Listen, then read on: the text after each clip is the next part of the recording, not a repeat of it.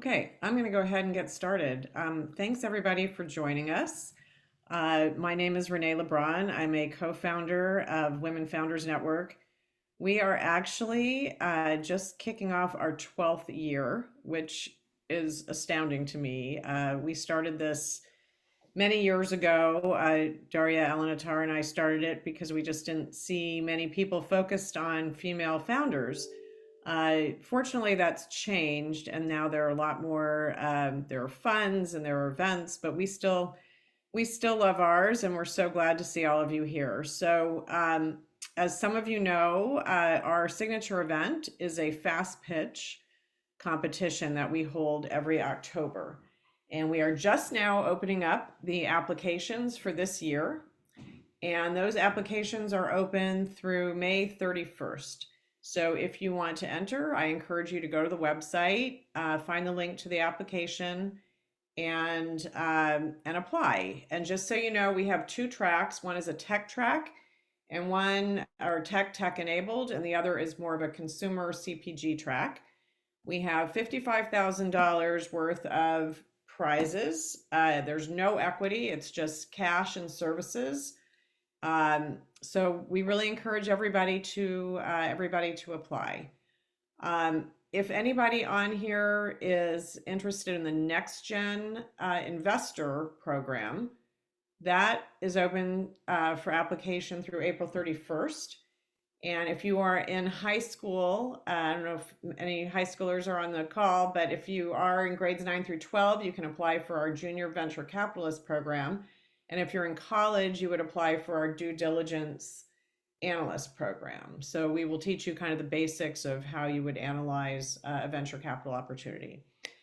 And lastly, we have a number of these webinars. And so if you go to our website, you can see the list of the dates and times for the different topics. So there's one on financial modeling, one on understanding term sheets, and a number of other topics that you might find helpful.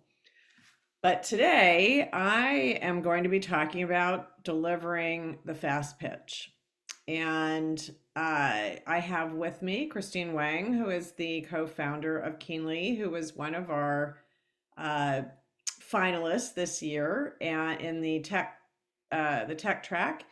And she was kind enough to offer to do her pitch for all of you. So what we're going to do, I'm going to run through some slides.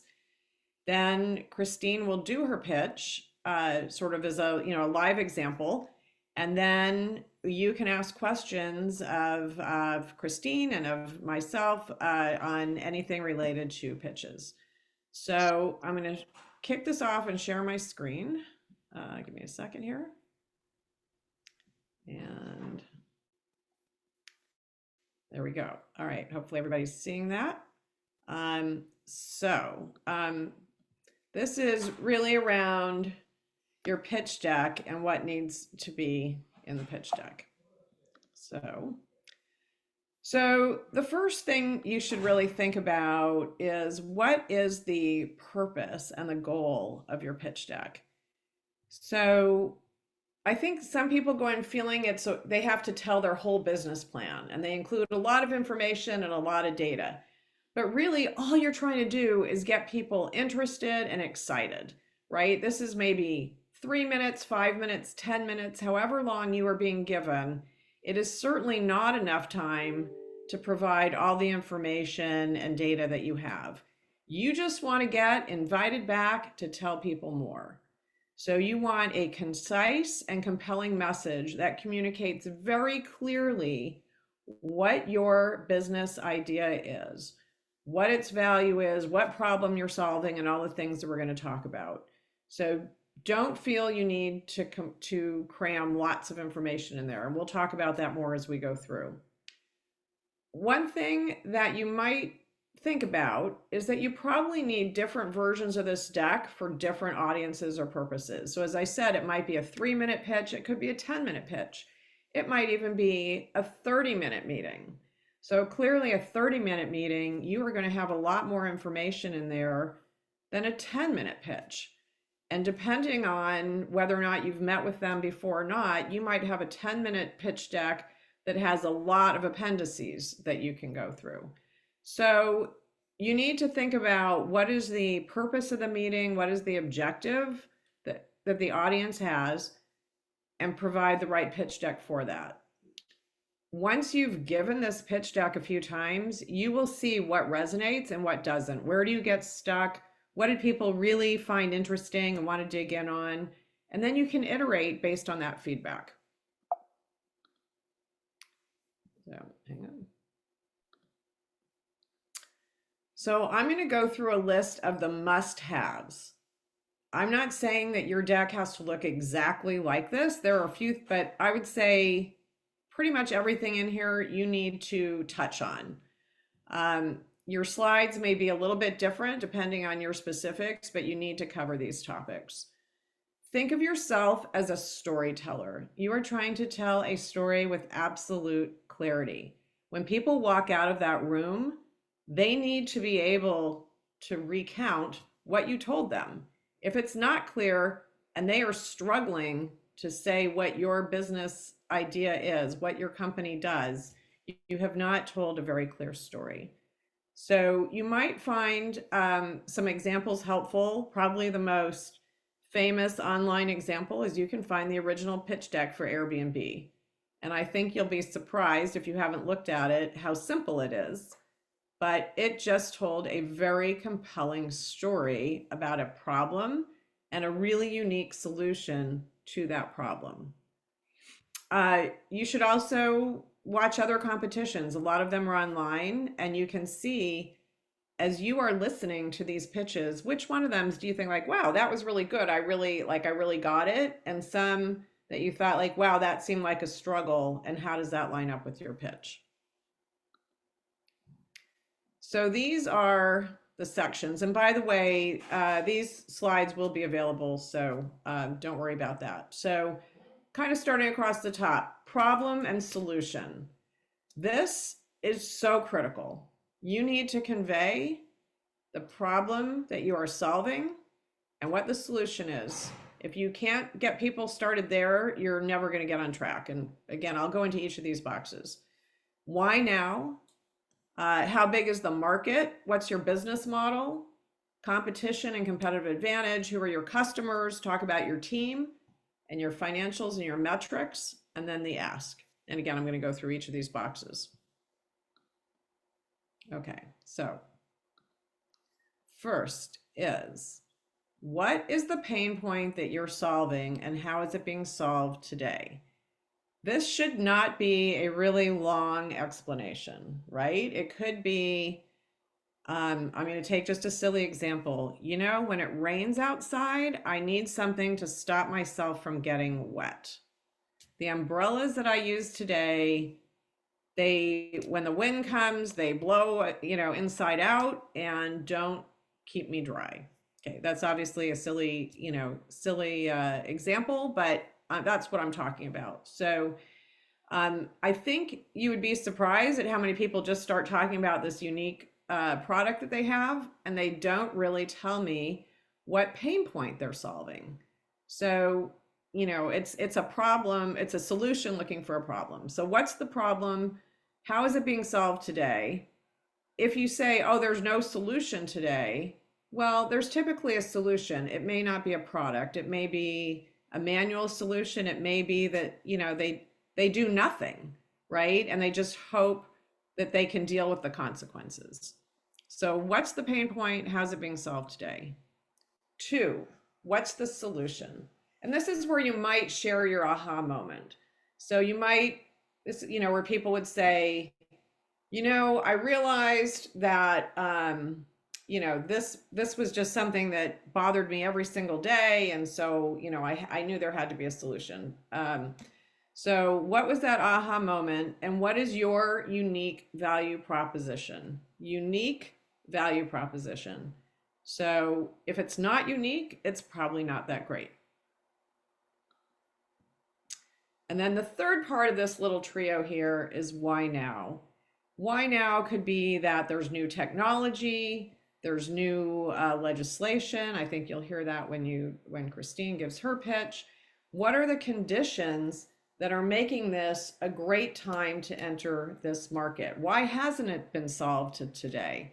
Well, maybe the technology didn't exist, but now there's this new technology, or maybe people just didn't really know that they needed to solve this, but now there's this legislation and it's requiring them to solve this problem. So I can't repeat this enough. What's the problem? What's the solution? And then why now? So once we've established that there's a real problem here that needs to be solved, then the question is, how big is this opportunity? So the first thing you have to do is define your market. What is the market that you're going after, and what's the size of the opportunity today and in the future? That's really important to think about, because if you think about something like Tesla, when Elon Musk started Tesla, the market for EVs was tiny. Why was it tiny? Well, it was tiny because there weren't battery technologies, there wasn't charging infrastructure, right? A lot of problems that he was going to solve. So that was a bit of his why now. But my point is that if he simply looked at the size of the EV market at the time Tesla launched, it was very, very small, a de minimis portion of the automotive market. But he projected forward as to all the drivers and the market that he would be taking share from, to show the enormous market potential that Tesla had. So this is something you typically hear of: the TAM and the SAM, right? What's your total addressable market and your serviceable addressable market? Business model. How are you going to make money?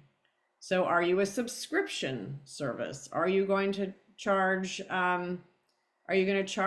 setup fees? What is your model? Are you going to sell this through retail? How are you going to make money?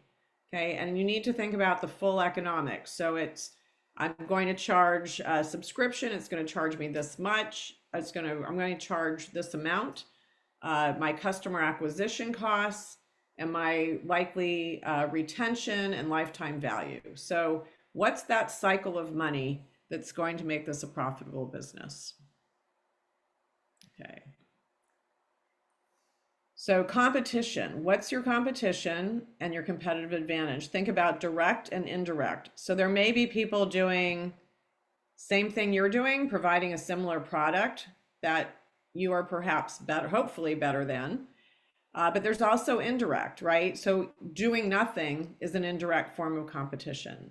Maybe they're using a completely different type of solution or approach. So why do you win?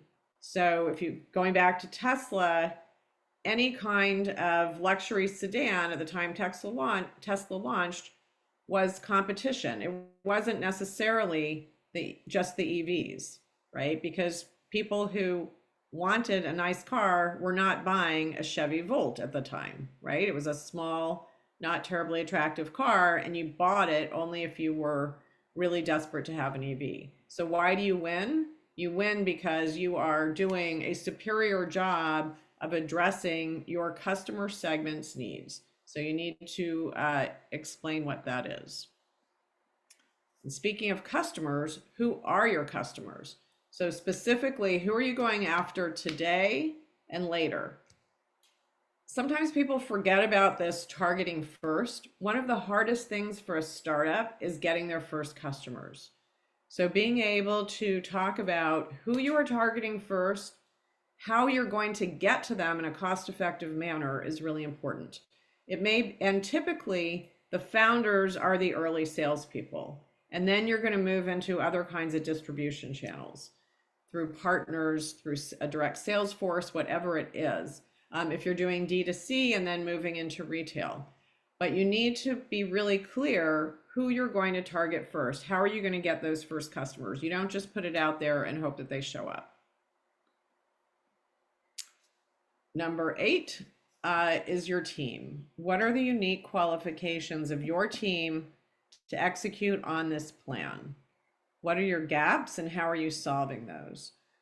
But I need to see, as an investor, a team that gives me confidence that they can execute on this plan, right? If this is, especially if you're a first-time founder, that is something that you will need to overcome when you're talking to investors.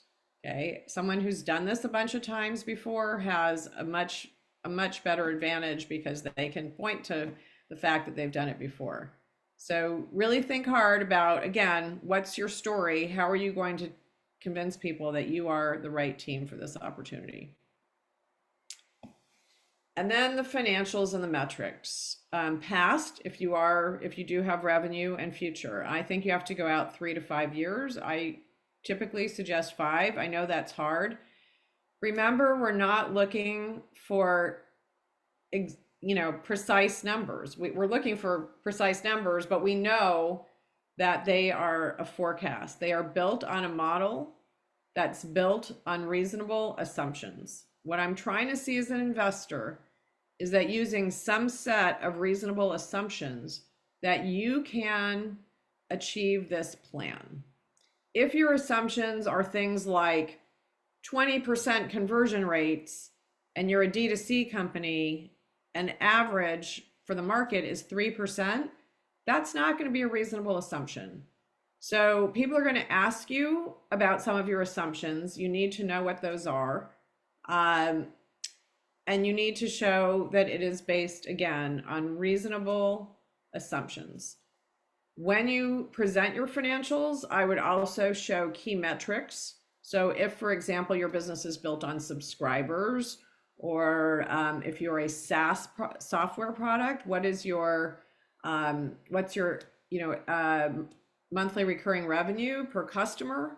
So what are the key metrics that are relevant to your business? Make sure that you show those and how they're increasing over those 5 years.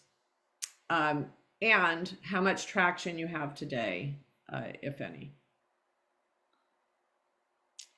And don't forget at the end, what is your ask? What are you looking to raise? And what are you going to do with the money? I want to make a point on use of funds.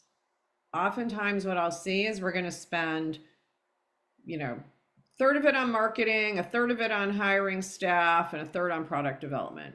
Okay, great. What I really want to know is, what are you going to accomplish with those funds?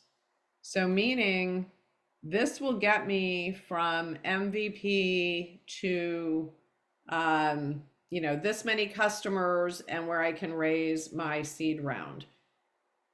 As an investor, I'm all about managing risk. The worst thing for me is to give money to a company and they don't have enough money to get to the next proof point. So think about it, every round of financing gets you to another point where you've de-risked the company because you've proven something. So you need to show that you're raising enough money to get to that next proof point. So tell me what you're going to accomplish with this money and why I can feel like you're going to get to a reasonable point where you can raise more money. So those are the 10 must-haves. So a few tips about the deck itself.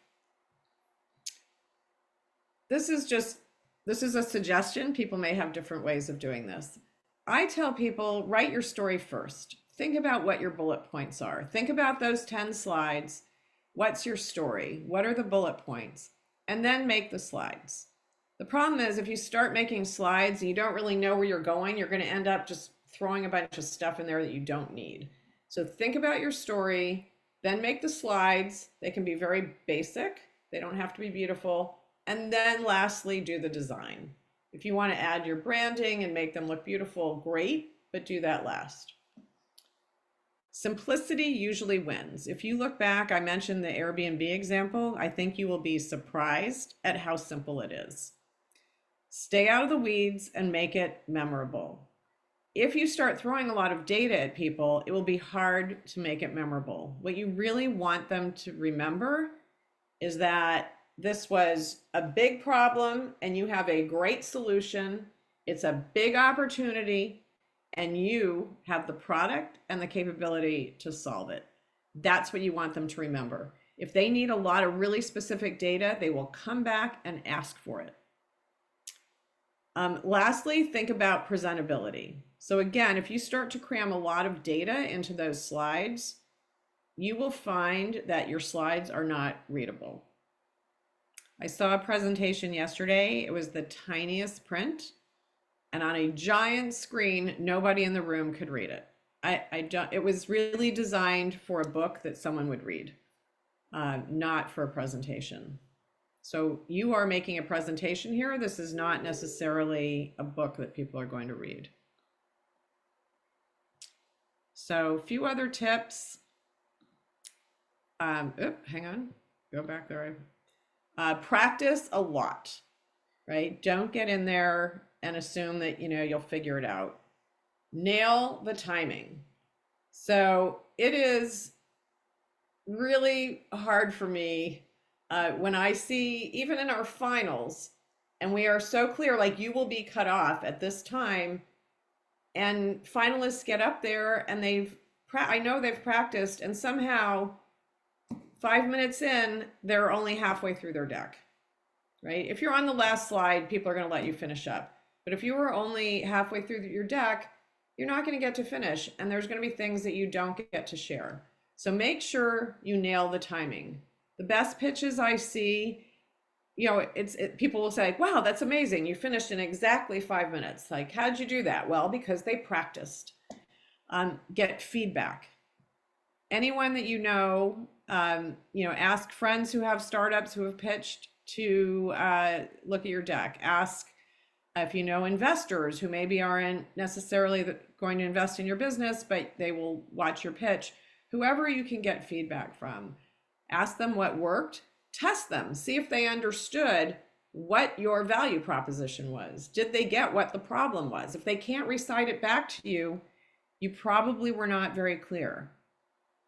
Know your audience. If you have a very technical product and you are pitching to a group that may not all be technical, don't spend a lot of time on the tech.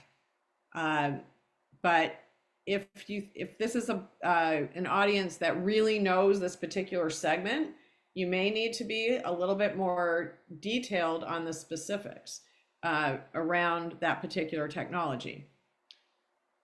Have your backup details at the ready. So I went through 10 slides, but you can have lots of appendices.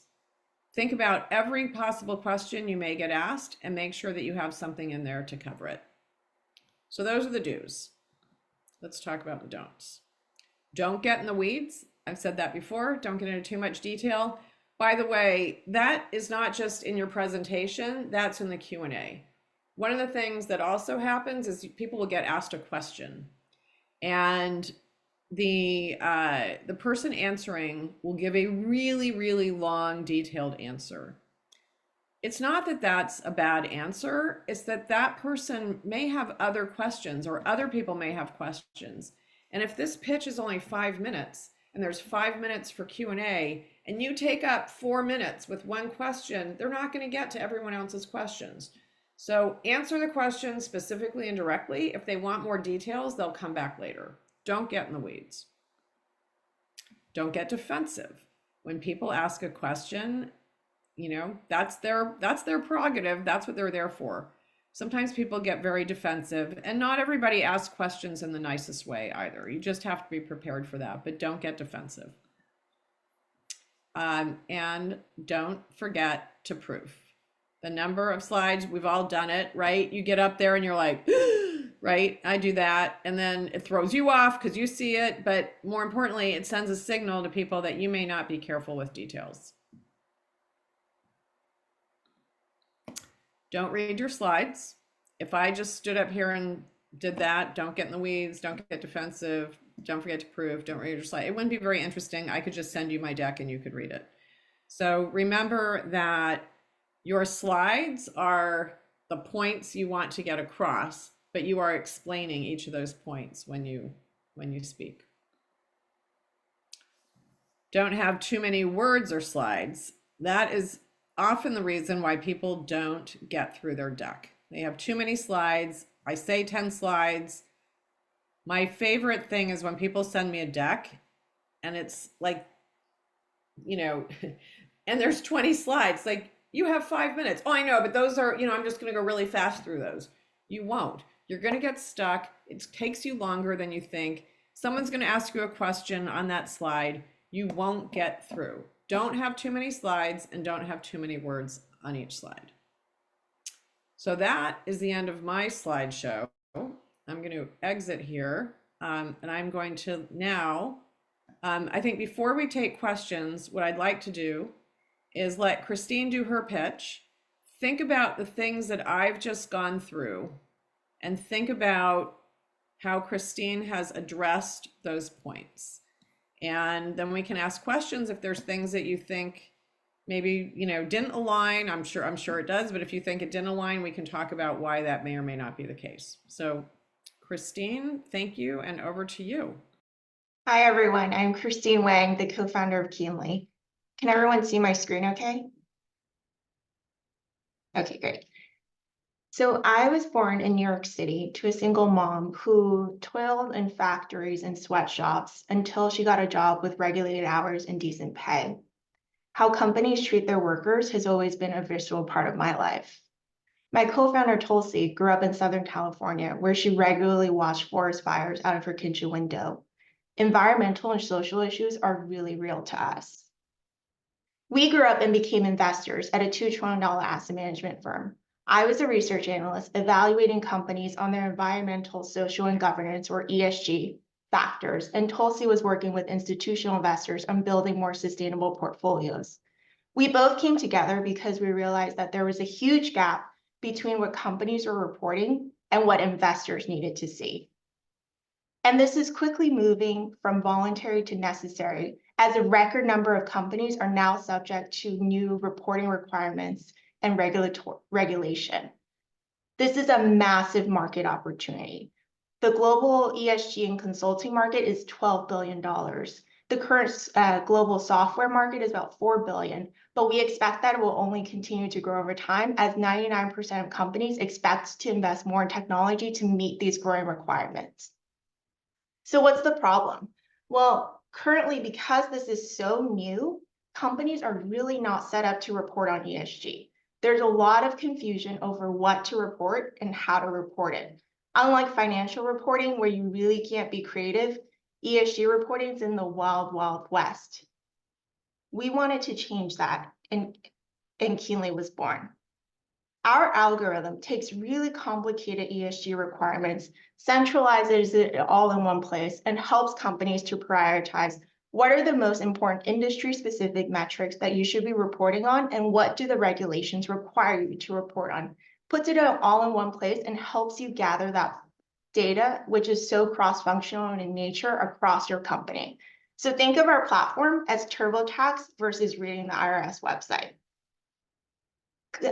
We are the only purpose-built platform for simplifying ESG requirements for the middle market. Our competitors are these legacy enterprise platforms that were really not purpose-built, and they take a long time to implement and generally are cost prohibitive for a middle market company that's just trying to get started. We're almost instant to implement, really focused on the middle market, and are focused on helping companies just to get started.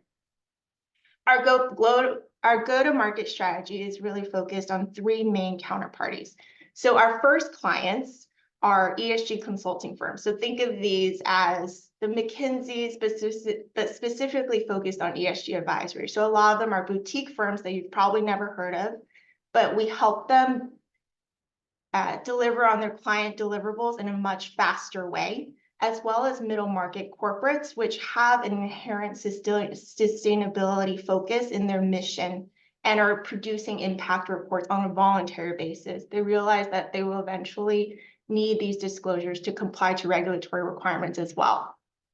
We're charging a B2B SaaS subscription model. We're charging introductory pilots of $20K to start. We expect that with more features, we'll be able to increase that price to over $50K and eventually be able to sell some of this data in a very comparable way to the investor side, which is what compelled us originally to start Keenly. This is just a quote from our client at Alliance Advisors, who really appreciates how easy it is to use our platform and to help companies just get started on their reporting. So we've done a lot with very little. We first launched our MVP July of last year. We got our first angel investors, and we recently received our first institutional check. And we currently are working with our pilot clients who are giving us a lot of great feedback and helping us to build the next generation of our product, which will have a lot more AI enablement and automation.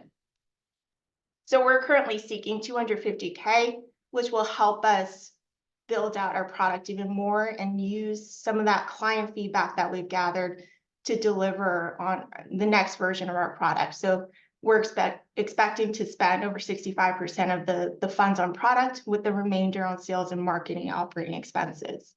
We expect that with these funds, we'll be able to grow to 500K in revenue this year with 30 corporate customers and 14 investor clients, and be able to be profitable within the next 2-3 years. And we expect to get over 100 million in revenue by 2029. Join us in our mission to help corporates, employees, and customers report on better data for people and planet. Thank you.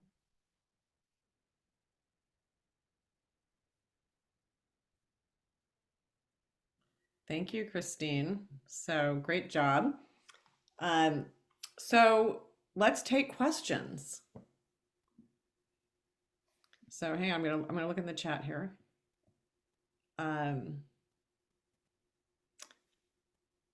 So I think there were just a couple of questions actually about how you're doing. One was whether or not you've received the 250,000. We have not started fundraising yet. We're really focused on kind of building out our pilot program and getting more customers and getting more feedback. Great. Okay. So are there questions? Okay, there's one here about, should we be including a roadmap on the presentation? I think it can be helpful in a couple of ways. One, you see Christine had a nice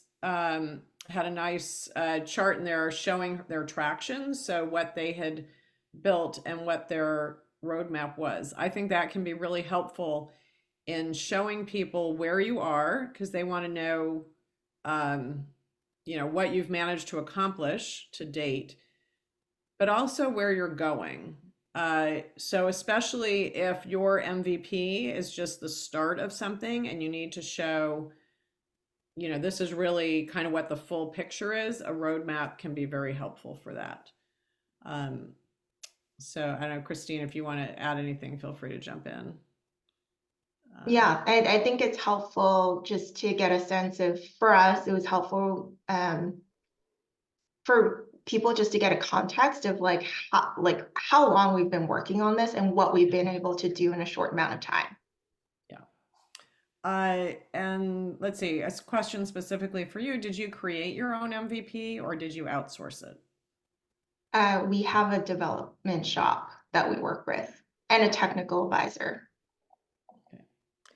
And then why did you talk about the team at the beginning instead of the end?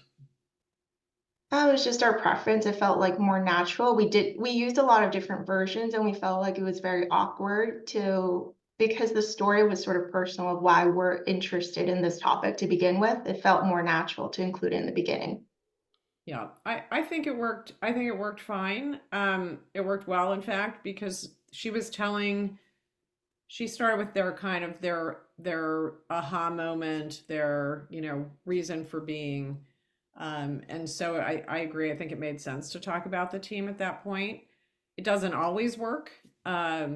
So particularly because if people don't know what it is that you're doing, it's hard for them to put into context whether or not you're the people to do it. So I think the way Christine and Tulsi framed it, I think it did work. Can a firm be too early to the market, i.e. if there was a lack of regulation or infrastructure? Absolutely, yes. If you want to watch an interesting video, you can look up there's a TED Talk that Bill Gross, who not the PIMCO Bill Gross that Christine may know from Workdays, but Bill Gross, the founder of Idea Lab, who I've worked with for a number of years. He has a TED talk on why startups fail and succeed. And he did a big study. And it turns out that timing is an even bigger driver than the idea and team. So you can have a great idea and a great team, and if the timing is wrong, you can fail. You can also do really well with maybe not as great idea or time because the timing, or sorry, not as great an idea or team because the timing is so great. So examples of that, think about all the things that popped up during COVID, right? And they kind of don't work now and they may never work again, but they worked during COVID. So timing can work for and against you. There were a lot of, I see a lot of businesses that are similar to things I've seen in the past, but they didn't work because the technology wasn't there. So, for example, when bandwidth to the home was low, there were a lot of things that were really hard to do. As people got more bandwidth and you had high speed internet at home, all of a sudden a lot of things became a lot more realistic and feasible. You can think about technology costs. I mean, AI is not a new thing, right? AI has been around for years. What changed was ChatGPT and the way that we can use AI. So now you're seeing an explosion. So think about timing. So yes, you can be too early, but be sure that if you are early, explain why you think that market's going to accelerate quickly. And again, I would point you back to the Tesla example. Let's see. At what point would you be looking for this investment in terms of traction? I'm sorry, I don't know. Alenka, can you clarify that question? Is that for Christine? Okay, I'm going to come back to that. Do your contestants need to have revenue to be considered? No. What we're looking for is a great idea, great team, plan makes sense. But you do need to show something, you do need to have a compelling answer as to, why this is going to succeed. So it can be, there are all these companies that are doing, nothing today, but we've talked to these customers. We had this kind of feedback to our customer response. Like people want to see something. So traction can be, we have 3 pilots or we have 3 customers that we've engaged with. In Christine's case, I mean, she shared a pilot customer who, had great things to say. Like that's all of those kinds of things. We're looking for something that validates that this is a real problem and that this is a solution.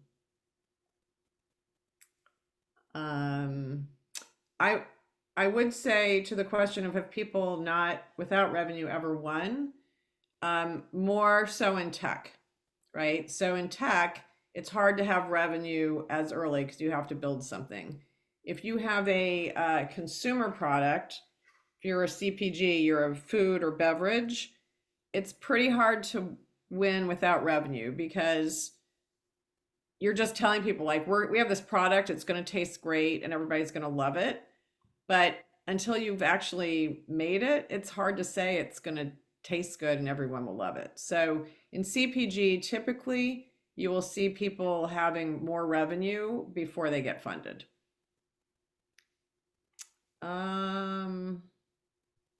Let's see. How similar, Christine, how similar was this deck to what you used with the angels and how was it modified? This has definitely been modified over many iterations. Even this version that I'm presenting to you guys is more very different. So I sort of modified based on kind of people's understanding of ESG, interest in the space, and this is definitely different than the deck that we presented, but there are definitely similar elements. Christine, maybe I can throw in a question. I mentioned that as you give your pitch, you see what slides work and what don't.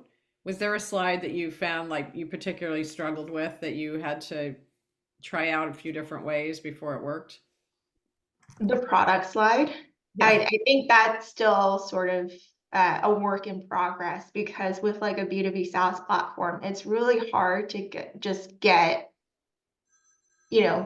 to convey what the platform is doing in one slide. I think in our WFN, we had like two different slides. One was text, one was screenshots. And I thought maybe it's just easier just to have one slide, one screenshot that distills like what we're trying to accomplish at a high level. Yeah. So that's Products still out. a work in Yeah. progress. Yeah. Products, it's hard because it's obviously not one screen. It's a whole bunch of things. So yeah, that's a good one. Do you include all the must-haves in the first teaser deck to investors? Um, I'm not exactly sure when you say teaser deck, if you're talking about something that you send out to somebody. I would say more typically, a teaser would be, you know, could even be just 3 slides. So I wouldn't send everything typically. Sometimes it's even a one pager. If you're talking about a first pitch, I think you pretty much need, I can't say that you could drop this or that. In my opinion, like if you have even 3 to 5 minutes, you should be able to cover these topics. Um, is it okay to pitch out of order as long as it flows? Absolutely. And I think you saw Christine's did not follow my order exactly. It has to flow, it has to work. Christine used the words it didn't come naturally, or it came more naturally to put the team up front. Totally fine. Just make sure that you're telling a logical story. Um, it seems difficult to get funding with only one founder. Wait, it's jumping around. Hang on. And fractional. Okay. I think the question is, well, I'm not sure. With only one founder, it depends. It depends on who the founder is. Sorry, the question is, can you get funding with only one founder? Can you get funding with one founder and fractional advisors and or C-suite team members? It depends, right? It depends on what you're building, and sometimes it can be really hard with one person to say you're going to do all these things. So you have to show how everything is going to get done. But again, if you're really early, it might be fine. Co-founders come with some challenges as well. Not everybody has a co-founder. If our company is, this is a good question. If our company is a combination of tech and CPG, what would you suggest for the application? So if you're not sure, reach out to us. It is a tough question. I would say if it is CPG, like food or beverage, something that I'm going to buy in a retail store, in a grocery store, or in a department store, it's probably CPG. But if it is fundamentally exists because of technology, then it can be tech. So something like Ring, to me, that would be tech. Something like an Aura Ring, so Ring doorbell would be tech. Aura Ring, that would be tech. A consumer technology app is is borderline. It would be, if it's really technology driven, I would put it in the tech. So if you're not sure, reach out to us, because if you apply in the wrong one, it's hard to move you. So easier to let us know. If we think you're in the wrong one, we will reach out to you.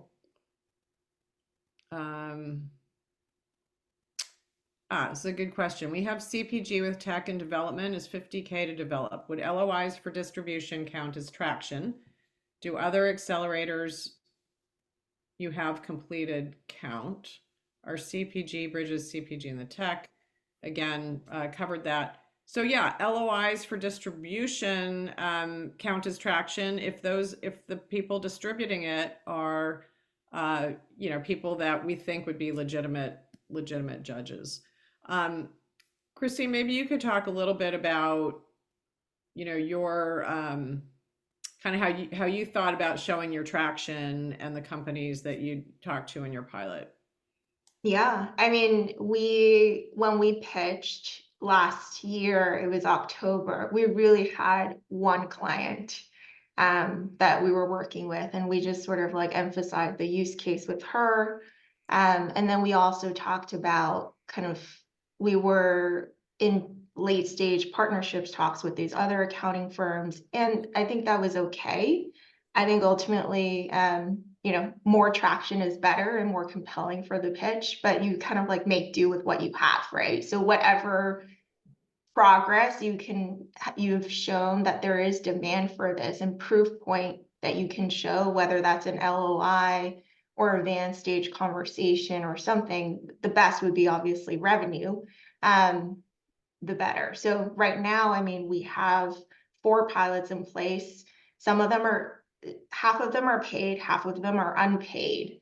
And we just kind of like show that on our timeline and our roadmap. Great, thank you. Okay, I've got 2 questions on here I'll answer. Sorry, there was one in the Q&A that I didn't see because I was looking at the chat. What metrics numbers should I focus on for a business that's just launched but has product market fit? Product has no competitors but lives in an industry that's grossly underserved, women's health. Okay, a couple of things. One, it's really hard for me to say what metrics without knowing what the business is, but you should think about what's going to show success. So if it's think about an app would be not only a number of subscribers, well, probably less so number of subscribers, but how engaged were the users. So it doesn't even have to be subscribers, but 100 people use this app, 80% of them used it, this frequently, they spent this much time on it. Something that shows that it really is, something that people need and care about. Also, I would be very careful to say that something has no competitors. I would say there's no direct competition, meaning no one's doing it exactly the way you do. So, yes, women's health is underserved, but women still have doctors they can go to. They just may not be very effective. So that is still the competition. So that's one thing. Let's see, there was one other question I saw in here. Let's see. Oh, maximum amount of slides. Again, I'm telling you, these are the 10 things you need to have. Sometimes you might need 2 slides to tell your backstory or whatever. Maybe something Christine talked about, an example where she had the product in 2 slides. Again, you have 5 minutes and you have to get through the slides. So if you walk in with 20 slides, you're like, well, I'm just going to whip through these. Like, that is not a great experience for the audience. Right? So think about it. So, if you have 10 slides and you have, let's say, 5 minutes, so, that is not many seconds per just, 5 minutes times 60 seconds, and then divide it by the number of slides you have. Do you want to be spending 10 seconds on each slide? Probably not. So think about the experience. When pitching the ask, are there uncommon requests that could turn off an investor? Yes. Convertible debt, too high of an ask, too low of an equity percentage offering. So look, convertible debt, safe, those are very common. If you are a first time founder and you go out and you say, like, I'm trying to raise $5 million, people might say, like, that's never going to happen. And so this seems too risky. As to the equity percentage offering, I would not typically put a valuation in here. Let them tell you what they're willing to pay. But for you to come up with a valuation, and put it on paper is just kind of asking for trouble. So we have a few minutes left. Christine, I would like to ask you to spend a few minutes, maybe things, kind of lessons you learned about building your pitch deck. I've been sharing a lot of my opinions here as the observer, grader, and so forth. But let's take let's take a few minutes, and just talk about your experience. Yeah, so I would say that overall, and just talking about WFN completely candidly without Renee prompting me, I think it was a fantastic experience. We just launched our product late in July. We applied with just an idea, and somehow we got accepted, and we were really excited. We had no idea how to even to even start putting together a pitch deck. Like we sat down and started writing things and whatever. But through WFN, we got a pitch mentor who was fantastic. And she really helped us craft the narrative and also helped us kind of organically get to what Renee's been talking about in her top 10 must-haves in the slide. So I think the experience was amazing from that aspect, what I've learned and what I wish we would have done differently. Our slides were visually, our colors I just realized are a little too fluorescent. So when they were on the screen, it didn't show very well. So one thing that I think is my takeaway for a pitch competition versus when you're pitching to an investor or whatever, you have to think about, a pitch competition. I think it needs to be more of a story, more visual, more captivating, something that the general audience can grasp. I think, as Renee mentioned, for more in-depth conversations, you can get more into the details of how this product works. If I would have gone back in time, I probably, would have spent more time crafting the story and getting the high level bones, for people to understand rather than, going more those 2 slides for the product. I don't think it did anything for us. Yeah, that's great. What uh when you practiced your deck, so you and Tulsi did a two-person. Mhm. Nobody actually asked that. Um because it's a little tricky, right? So do you want to talk about that in your decision and how that's worked for you? Yeah, I think it was also important for Tulsi to pitch at UCLA because she is an alum, and I think that space was very special to her. I think we thought it would be sort of differentiating to have, or actually our coach did, Mhm. to have 2 female founders versus just one. And we really tried to kind of divide and conquer the slides. So I did sort of the initial portion, and then Tulsi did more of the latter portion, and then we divided and conquered the Q&A also. We spent a lot of time practicing, probably, in the 2 weeks leading up, we were nonstop practicing for a few hours every day. Wow. Yeah. Well, that's great. And by the way, I'm not against two people pitching. I'm just saying it's a little trickier, Mhm. right? Because you have to know exactly what the other person's going to say, and the timing's a little tougher. And if one of you's off on timing, then the other one, has to compensate. So it's a little trickier. But that's you made it work because you practiced so much. Yeah, that's probably the downside is you need to spend a lot more time practicing the timing. Yeah. And what would you say was the biggest challenge for you? I mean, timing was one, but just as you were building your deck overall, not just necessarily for the for our fast pitch, but overall, like what do you find to be the biggest challenge in your decks? I think the biggest challenge was kind of speaking or understanding or figuring out how to provide context to the audience. I think still because we came from finance and investing where ESG was such a thing, and we just sort of assumed that everyone knew about it. When sometimes when we were be talking to people, we realized people just have no context of why it's important, what this acronym means, what exactly we're talking about. So I guess it was providing context and making the story just more understandable Yeah. of why it's important. So then that's when we put in more of the regulation stuff, we put in the personal story, because otherwise I think our initial version of the deck was just you need to do this. This is how we make it easier. And it's okay, but who cares? Right. Right, because you need to focus more. People really need to be convinced that it's a big problem, Mhm. right? And so a lot of times I think people focus so much on the solution, but they can't pin down the problem. I find Mhm. that Yeah.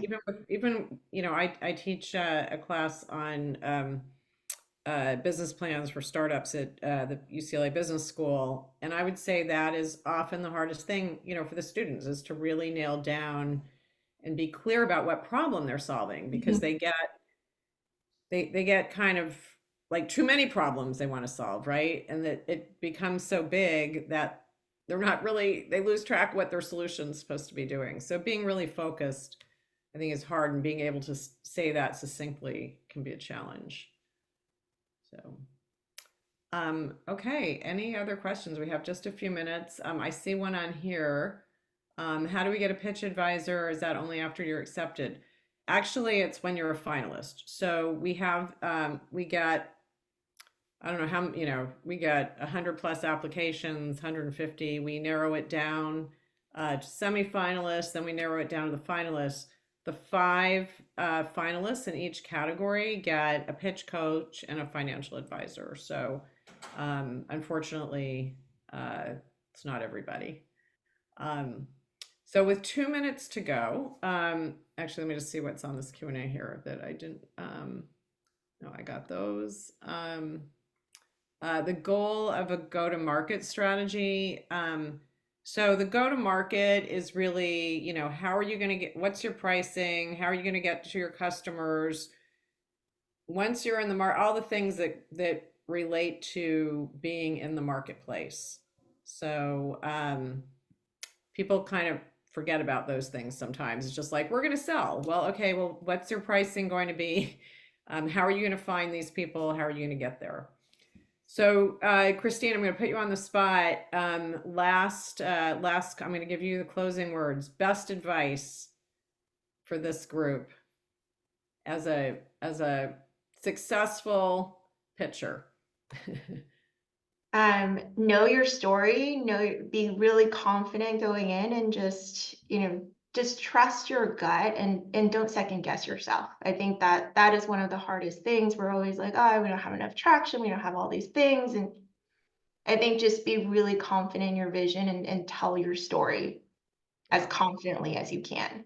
Yeah. And you said something, I know I said I was going to give you the last word, but I can't help myself. You said something else in there that's really important, which is know your story.